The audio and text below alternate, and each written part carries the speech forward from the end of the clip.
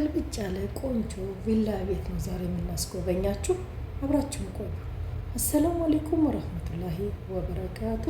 ሰላም ጤና ይስጥልኝ ውድ የቻናሌ ቤተሰቦች እንደምን አላችሁ? ይህን ቪዲዮ ስትጀምሩ እንደተለመደው ሰብስክራይብ፣ ላይክ፣ ሼር እያደረጋችሁ ጀምሩት። እስከ መጨረሻው አይታችሁ ለዚህ ቤት ባለቤት ሁኑ። ላለሁኝ አመሰግናለሁ። አብረን እንቆይ። ይሄ ቤት እንግዲህ ግቢው 3 መኪናዎችን ማቆም ይችላል። አዲስ ቤት ነው። እንግዲህ አንድ ሳሎን አለው፣ ዋና ሳሎን፣ ኦፕን ክሽን አለው።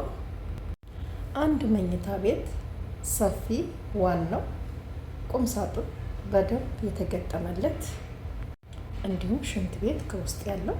ሁለቱ መኝታ ቤት ደግሞ አሁንም እንደዚሁ ሽንት ቤት ከውስጥ ያለው ሸር ያደርጋሉ አንድ ላይ።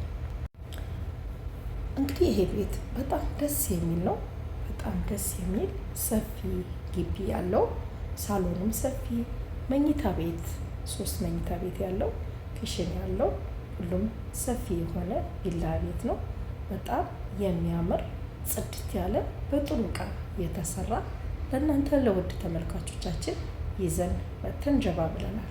እንግዲህ ይህን ቪዲዮ እስከ መጨረሻው አይታችሁ እንደተለመደው ገዢ የሆናችሁ ብቻ እላዩ ላይ ባስቀምጣላችሁ ስልክ ቁጥር ደውላችሁ አሎ ይበሉ። ዋጋውን አሎ ብላችሁ ተደራድራችሁ መግዛት ትችላላችሁ። ቪዲዮ ግን እስከ መጨረሻው እስከሚያልቅ አብረን እንቆይ።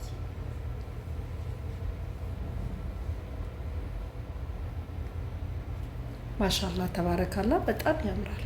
በጣም አያምልጣችሁ። ይህንን ቤት የመሰለ ይሄ ቆንጆ ቤት እንግዲህ እንዳያመልጣችሁ ላለሁ።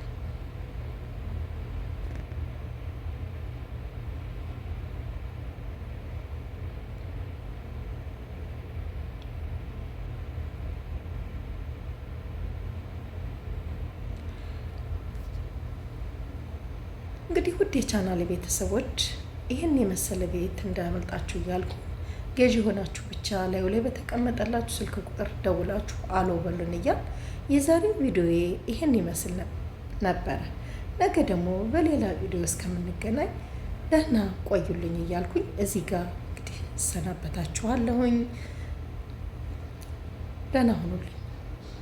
ባይ ባይ።